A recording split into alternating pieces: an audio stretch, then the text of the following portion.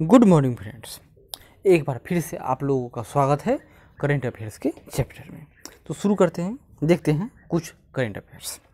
और यह आपके हर एक एग्ज़ाम के लिए आवश्यक है। यह ना पढ़िए कि यह यूपीएससी के लिए नहीं है, पीसीएस के लिए ना है, एसएससी के लिए अलग होता है, आरआरबी के लिए अलग होता है। नहीं, करेंट अफेयर्स होता है। और कोई भी एग्ज़ाम हो उसमें क्वेश्चन अगर आएंगे करेंट अफेयर्स से तो आएंगे ही। छोटे मोटे एग्ज़ाम हैं तो उसमें वो ऑनलाइन रूप में आएगा, बड़े एग्ज़ाम हैं तो उसमें वो वाक्य के रूप में आएंगे। क्लियर है? शुरू करते हैं। पहला क्वेश्चन, हाल ही में चर्चा में रहे दोंगसा द्वीप समूह, याद कीजिए दोंगसा द्वीप समूह किस महासागर में स्थित है? तो कहाँ? तो यह महासागर नहीं, इसको कहिए सागर, तो चीन सागर, दक्षिण चीन सागर। और इस पर किसका अधिकार है? तो ताइवान का। और विवाद में क्यों है? क्योंकि चीन तो स्वयंभू कमांडर है, वह तो किसी को कुछ मानता ही नहीं। चलिए आज हम लोग दक्षिण चीन सागर और उसमें कुछ जो उपस्थित देश हैं और विवादित स्थल है उसके बारे में कुछ जानते हैं। तो हम लोग आ गए हैं मैप पर। तो हम लोग को क्या देखना था? दक्षिण चीन सागर यानी साउथ चाइना सी। तो साउथ चाइना सी कौन है? तो देख लीजिए, यह अपना इंडिया है, यह बे ऑफ बंगाल है, यह अंडमान आइलैंड है और यह अंडमान सी है। यहाँ पर थाईलैंड तो गल्फ ऑफ थाईलैंड है। और यह पूरा इलाका देख लीजिए, यह कौन है? तो साउथ चाइना सी है। यह दुनिया का सबसे बड़ा सागर है। क्लियर है? साउथ चाइना सी में जो बाउंड्री वाले देश हैं उसको देख लेते हैं। एक तरफ ताइवान है, यह मेनलैंड चाइना, तो मेनलैंड चाइना यह है। और इसको कहा जाता है रिपब्लिक ऑफ चाइना, यानी ओरिजिनल चाइना ताइवान है। पहले यही चाइना था, लेकिन जब युद्ध में हार गया तो यहाँ के जो भागने वाले बागी लोग थे वो यहाँ आकर बस गए। और तो यह कहता है कि ओरिजिनल चाइना हम हैं, और यह कहता है कि भाई मेनलैंड चाइना यह है, यानी ओरिजिनल चाइना यह है। इसको लेकर बहुत विवाद रहता है। चाइना का पॉलिसी क्या है? वन चाइना पॉलिसी, जिसमें पूरी दुनिया से कहा जाता है कि आप लोग ताइवान को ना मानो, अगर ताइवान को मानोगे तो हमसे विवाद हो जाएगा। अब यह ताइवान है, ताइवान का द्वीप था। यहाँ पर देखिए हांगकांग है, यहाँ पर भी बहुत प्रोटेस्ट होते रहता है। जो हांगकांग पहले इंग्लैंड का गुलाम था, फिर यह इंग्लैंड के ही पास जाने के लिए बेचैन रहता है। यह फिलीपींस आइलैंड है और इससे भी इसमें साउथ चाइना सी में विवाद है। यहाँ पर यह बोर्नियो आइलैंड है जो दुनिया का तीसरा सबसे बड़ा आइलैंड है। बोर्नियो में 3 देशों का अधिकार है, एक इंडोनेशिया, यह पूरा क्षेत्र है यह मलेशिया का, और यह छोटा सा यहाँ पर किसका? तो ब्रुनेई का अधिकार है। यह मलेशिया का और शेष इलाका है यहाँ पर सिंगापुर। यही मलक्का डायलेमा है जो पतला सकरी गली है, इसी से होकर चीन के अधिकतर चीन जापान ऊपर में यहाँ मिलेगा आपको। चीन जापान आदि देशों के मालवाहक जहाज यहाँ से जाया करते हैं। नीचे देखिए, यह इंडोनेशिया का इलाका है। क्लियर है? आगे देखिए, तो साउथ चाइना सी है। अब यहीं पर यहाँ पर बहुत सारे द्वीप हैं। ये जो देखिए पार्सेल आइलैंड है यहाँ पर, इसको भी लेकर विवाद है, क्योंकि हम लोग जानते हैं कि 200 नॉटिकल मील होता है या किसी भी देश का क्या होता है? तो उसका एरिया होता है जिस पर वह कोई भी काम कर सकता है, उसके अंतर्गत आता है। तो चीन कहता है कि नहीं, चीन इसे मानता ही नहीं। यह बहुत जगह पर आर्टिफिशियल आइलैंड बना देगा और वहाँ से 200 नॉटिकल मील की दूरी जुड़ेगा जिससे। और यह स्पाटी आइलैंड है, यहाँ पर चीन कहता है कि 9 डैश लाइन है, इसी के हिसाब से यह पूरा चीन का टेरिटरी है। जबकि होना क्या चाहिए? यहाँ पर वियतनाम है तो यह वियतनाम का इलाका है, चीन है तो यहाँ पर चीन का इलाका हो, मलेशिया फिलीपींस है तो फिलीपींस का इलाका हो, नीचे इंडोनेशिया है तो इंडोनेशिया का इलाका हो। लेकिन ऐसा चीन तो कुछ मानता ही नहीं है। क्लियर है? तो यही साउथ चाइना सी की स्थिति है। आगे बढ़ते हैं। दूसरा क्वेश्चन है, सरकार के द्वारा एमएसएमई यानी micro small medium and इंटरमीडियम enterprises की नई परिभाषा में निवेश के संदर्भ में सूक्ष्म लघु मध्यम उद्योग का विभाजन किया गया है। इसकी सीमा क्या है? अब निवेश के आधार पर 1 करोड़, तो कौन है वह? तो वह सूक्ष्म यानी माइक्रो इंडस्ट्री है। अगर उसने निवेश 10 करोड़ रुपया से कम किया है तो वह मीडियम है। अगर वह 20 करोड़ से कम उसमें निवेश किया है तो वह कौन है? तो मध्यम है। इसी तरह टर्नओवर, तो टर्नओवर में माइक्रो 5 करोड़, मीडियम 50 करोड़ और स्मॉल कितना होगा? तो वह 100 करोड़ तक इसका लिमिट रखा गया है। क्लियर है? आगे बढ़ते हैं। तीसरा क्वेश्चन, राज्यों द्वारा श्रम कानूनों के अस्थायी निलंबन पर प्रतिक्रिया से चर्चा में रहे श्रम संसदीय समिति के अध्यक्ष कौन है? तो यह भर्तृहरि महताब है। कहाँ से? तो उड़ीसा से हैं। और उड़ीसा में कौन? तो बीजू पटनायक उड़ीसा के मुख्यमंत्री है, उन्हीं के पार्टी से आते हैं। तो श्रम संसदीय समिति के अध्यक्ष हैं। हुआ क्या है कि उत्तर प्रदेश सरकार ने 3 साल तक लेबर लॉज पर सारा रोक लगा दिया है कि जो लेबर को फैसिलिटी मिलता है नहीं, अब वो पहले था कि कम काम करेंगे, अब वहाँ पर 12 घंटे ड्यूटी करना है आपको। बहुत सारे अधिकार थे, लॉ थे, उनको सस्पेंड कर दिए गए, मात्र 4 अधिकार ही छोड़े गए हैं, तो जो लेकर विवादित हो गया है। आगे देखिए चौथा, भारतीय यूजर्स को मैलवेयर से आगाह करने के कारण चर्चा में क्या है, तो सॉर्टिन क्या है, तो भारत सरकार की एक इकाई है जो कंप्यूटर में यूजर्स को मालवेयर, साइबरवेयर, स्कैमवेयर, फिर उसको कहिए एंटीवायरस, यानी कि जो थायराइड जो जैसे वाना कराई था, बहुत सारे साइबर हमले होता है, उन सब के प्रति यह क्या करती है, तो आगाह करती रहती है, तो चर्चा में है। तो यह भारत सरकार की केंद्रीय साइबर एजेंसी है और इसकी स्थापना कब, तो 2004 में हुई थी। हाल ही में 5वां नंबर देखिए, हाल ही में चर्चा में रहे इवेंट बॉट। ये क्या है, इवेंट बॉट क्या है, तो यह एक मैलवेयर है और काम क्या करेगा, जो यूजर की व्यक्तिगत सूचनाओं की चोरी करता है। और छठा, आरटीआई कानून, राइट टू एजुकेशन एक्ट नहीं है, यह राइट टू इन्फॉर्मेशन, ये आरटीआई कानून को अब जम्मू और कश्मीर में भी लागू किया गया है। यह कब लाया गया, 2005 में। केंद्रीय मुख्य सूचना आयुक्त की नियुक्ति कौन करता है, तो यह राष्ट्रपति के द्वारा इनकी नियुक्ति की जाती है। और अभी के मुख्य सूचना आयुक्त कौन है, तो बिमल जुल्का है। आगे देखेंगे हम लोग नीचे 7 नंबर, चर्चा में रहे ई गवर्नेंस प्लेटफॉर्म, क्या नाम इनका, समर्थ, को किस क्षेत्र के विनियमन के लिए लॉन्च किया गया है, तो ये हायर एजुकेशन के लिए इनको लॉन्च किया गया है। 8 नंबर, हाल ही में देश को समर्पित किए जाने से चर्चा में रहे कोबॉस 6800 क्या है, यह कोविड-19 की बल्क टेस्टिंग मशीन है, क्या नाम इसको, तो कोबास 6800। और 9 number, interest subvention on working capital loan for dairy sector, interest subvention on working capital loan for dairy sector scheme से चर्चा में रहे राष्ट्रीय डेयरी विकास बोर्ड की स्थापना कब हुई थी और इसका मुख्यालय कहाँ है, तो इसका मुख्यालय करनाल में है, याद कीजिए। और डेयरी डेवलपमेंट बोर्ड की स्थापना कब हुई थी, ये छूट गया है, इसको हम अगले वीडियो में इसको लाते हैं। आगे देखिए 10 नंबर, राष्ट्रमंडल या कॉमनवेल्थ स्वास्थ्य मंत्रियों की 32वीं मीटिंग से चर्चा में रहे राष्ट्रमंडल में कुल कितने राष्ट्र हैं, तो 54, और इसका मुख्यालय कहाँ है, तो लंदन यानी ब्रिटेन में। इसकी 32वीं मीटिंग हुई थी, तो कैसे हुआ होगा, तो वर्चुअल मीटिंग हुआ होगा।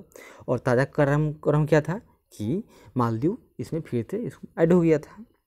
और किस वैश्विक कंपनी के द्वारा कोविड-19 से लड़ाई में विश्व स्वास्थ्य संगठन की मदद हेतु home team hero challenge virtual game शुरू किया गया है, तो नाम इसका एडिडास। यह खेलकूद के सामान बनाने वाली एक प्रमुख कंपनी है। हाल ही में जारी हुए थोक मूल्य सूचकांक का आधार वर्ष कितना किया गया, तो 2011-12, और इस सूचकांक में सर्वाधिक भारांश किसका है, तो विनिर्मित यानी मैन्युफैक्चरिंग प्रोडक्ट का। और आरटीआई कानून क्या है, थोड़ा देख लेते हैं डिटेल से। आरटीआई एक्ट 2005 यह एक कानून है जिसका मकसद नागरिकों को सूचना का अधिकार उपलब्ध कराना है। डीओपीटी और केंद्रीय सूचना आयोग सूचना का अधिकार का नोडल विभाग है। क्लियर है। इस कानून के तहत भारत का कोई नागरिक किसी भी सरकारी अथॉरिटी से सूचना मांग सकता है, जिसे 30 दिनों के भीतर जारी जानकारी उनको उपलब्ध करानी होती है। जीवन और व्यक्तिगत स्वतंत्रता से जुड़ी सूचना को 48 घंटे के भीतर ही उपलब्ध कराना होता है। सूचना न मिलने पर स्थानीय से लेकर राज्य और केंद्रीय सूचना आयोग में अपील की जा सकती है। ऐसी सूचना जिससे देश की संप्रभुता, एकता और अखंडता पर गलत असर पड़े, ऐसे में सूचना देने से इनकार भी किया जा सकता है, याद कीजिए। और हाल ही में, यहाँ देखिए ये हाल होगा, हाल ही में संशोधन हुआ था, जैसे कि मुख्य सूचना आयुक्त समेत दूसरे सूचना आयुक्तों का कार्यकाल पहले क्या था, 5 वर्ष या 65 वर्ष की आयु जो पहले हो, अब उसमें बदलाव किया गया है। अब केंद्र सरकार के द्वारा निर्धारित किया जाएगा कि वो कितना दिन रहेंगे। और वर्तमान में मुख्य सूचना आयुक्त कौन है, तो बिमल जुल्का हैं, केंद्र के हैं। और आगे देखिए 14 नंबर क्या है, सार्वजनिक वितरण प्रणाली यानी पीडीएस बहुत आजकल चर्चा में है, क्योंकि पूरे देश में कोरोना के कारण बहुत सरकारें बहुत से अनाज लोगों गरीबों को दे रही है। यह क्या था, देखिए, देश में गरीबों को कम कीमत पर अनाज उपलब्ध करवाने के लिए सार्वजनिक वितरण प्रणाली को आरंभ किया गया। 1965 में स्थापित हुई कौन? भारतीय खाद्य निगम खाद्यान्नों की खरीद, बिक्री, भंडारण, सप्लाई और वितरण का कार्य करती है। लाभार्थी को राशन एवं अन्य आवश्यक वस्तुओं की उपलब्धता राज्य सरकारों के द्वारा सुनिश्चित की जाती है। और उसके बाद में कुछ और हुआ था, अत्यधिक गरीब पहाड़ी एवं दुर्गम स्थानों पर रहने वाले गरीब लोगों के लिए 1992 में RPDS उसकी योजना, नाम किसका है? RPDS शुरुआत की गई थी। वहीं गरीबी रेखा से नीचे रहने वाले लोगों के लिए यह टारगेटेड यानी लक्षित सार्वजनिक वितरण प्रणाली शुरुआत किया गया था। क्लियर है। अब राष्ट्रीय खाद्य अधिनियम NFSA national food security act की बात हो रही है, 2013 है किया है। तो देश के सभी लोगों तक पोषण युक्त भोजन और खाद्य सुरक्षा सुनिश्चित करने के लिए NFSA लाया गया। इसके तहत ग्रामीण क्षेत्रों में 75% और शहरी क्षेत्रों में 50% लोगों को 2 रुपये की प्रति किलो गेहूँ, 3 रुपये प्रति किलो चावल की दर से हर माह 5 किलोग्राम प्रति व्यक्ति अनाज दिए जाएंगे।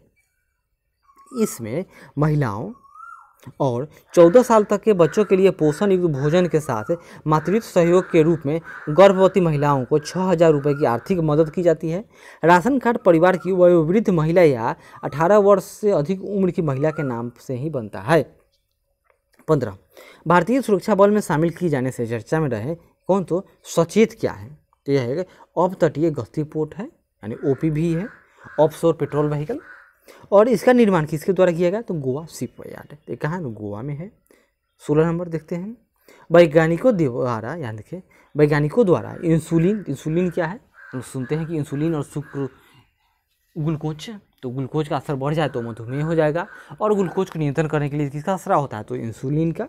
तो इसी में डिस्टर्बेंस हो जाता है। देखिए, तो इंसुलिन वितरण के लिए हाइड्रोजेल की खोज, याद रखिए, हाइड्रोजेल की खोज से चर्चा में रहे मधुमेह बीमारी शरीर के किन कोशिकाओं के डिसऑर्डर से संबंधित है? यह अग्नाशय में स्थित बीटा कोशिकाएं।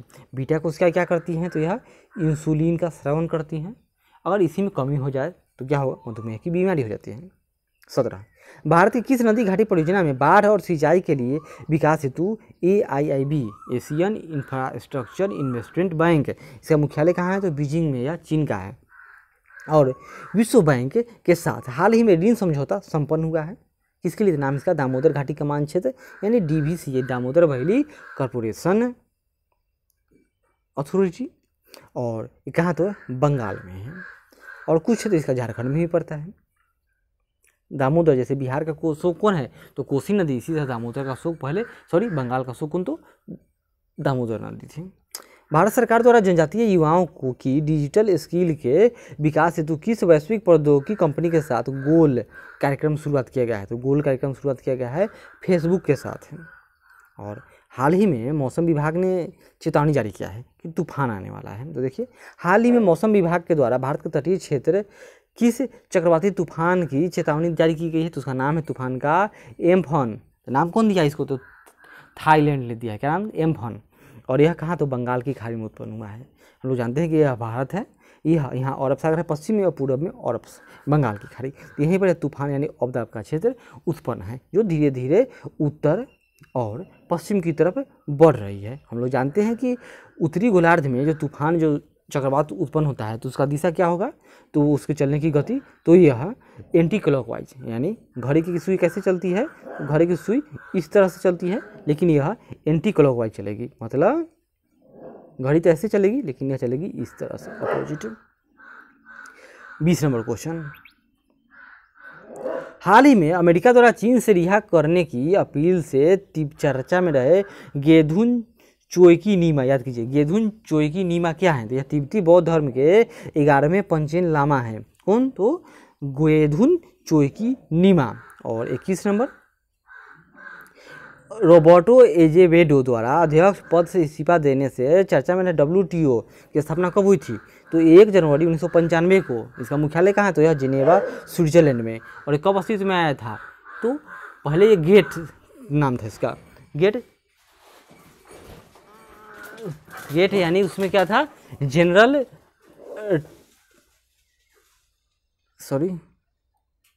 हाँ, तो बात चली है WTO का, तो उसका जो पूर्ववर्ती था उसका नाम था GATT, GATT, यानी general agreement on tariffs and trade. और वही जो बाद में कब, तो 15 अप्रैल 1994 को माराकास एग्रीमेंट में क्या हो गया, WTO के रूप में आज अस्तित्व में है, जो सामने है। तो देखिए इसमें इसके बारे में हम लोग कुछ देख लेते हैं। तो WTO का फॉर्मेशन कब हुआ, यानी अस्तित्व में कब आया, 1 जनवरी 1995 को। इसका 25 साल हो चुका है। यह टाइप इसका क्या है, तो यह इंटरनेशनल ट्रेड ऑर्गेनाइजेशन है। पर्पस क्या करना है इसका, इसका मकसद तो reduce of tariffs and other barriers to trade, यानी दुनिया को एक ग्लोबल विलेज बना देना है कि एक पूरा दुनिया एक हो जाए, व्यापार में कोई रुकावट न हो। और हेडक्वार्टर इसका कहाँ है, तो जिनेवा स्विट्जरलैंड में। और 164 इसमें मेंबर है। और इसका ऑफिशियल लैंग्वेज क्या है, तो इंग्लिश, फ्रेंच, स्पेनिश। और इसका जनरल डायरेक्टर जनरल कौन, जो इन्होंने इस्तीफा दे दिया है, इसका नाम यही है, रोबर्टो एजेवेडो। क्लियर है। और WTO पूरी दुनिया में समझ गए हम लोग। आगे देखते हैं। भारत सरकार के द्वारा कृषि उत्पादों के मूल्य पर सरकारी नियंत्रण हेतु किस अधिनियम में बदलाव करने की घोषणा की गई है, तो यह है आवश्यक वस्तु अधिनियम, जो 1955 का, उसमें सुधार किया गया है। आगे देखिए 23 नंबर। हाल ही में किस वैश्विक संगठन ने भारत को सोशल प्रोटेक्शन पैकेज के तहत $1 अरब की राशि देने की घोषणा की है, तो कौन, तो विश्व बैंक दिया है भारत को। और विश्व बैंक IMF इसका मुख्यालय कहाँ है, तो अमेरिका के वाशिंगटन में है। 24 नंबर।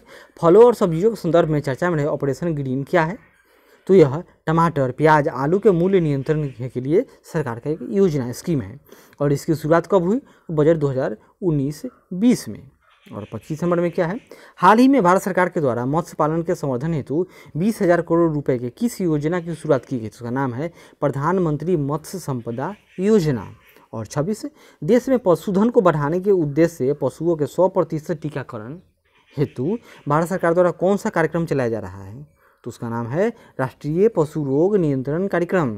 और 27, कोविड मैट नामक एक कोरोना मुक्त, यानी कि एक ऐसा मैट है जो पैर रखने वाला, जिस पर आप पैर रखिएगा तो आपका पैर कोरोना मुक्त हो जाएगा। तो कौन बनाया है, तो उसका नाम है केरल स्टेट कोयर कॉरपोरेशन, यानी कोयर, केरल स्टेट कोयर कोऑपरेशन। ये क्या होता है, नारियल की चटाई की बात है। इसका 3 मॉडल बनाया गया है, और जो जिस पर आप पैर रखेंगे तो आपका पैर कोरोना मुक्त हो जाएगा। इसको 3-4 दिनों में फिर इसको धोने की, और इसको में जो दवाइयाँ रखना पड़ेगा, जो डिसइंफेक्टेड आइटम, उसको रखने की आवश्यकता होती है। 28 नंबर।